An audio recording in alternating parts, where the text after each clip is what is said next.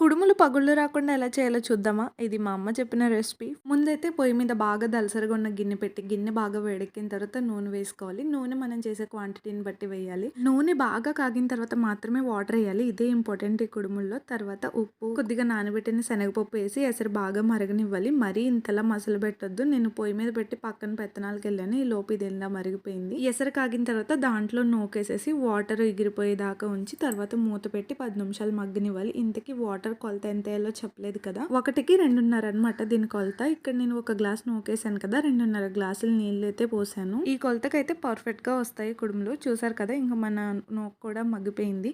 పట్టుకుని చూస్తే తెలిసిపోతుంది. చూడగానే తెలిసిపోతుంది అనుకోండి, పట్టుకుని కూడా చూడక్కర్లేదు.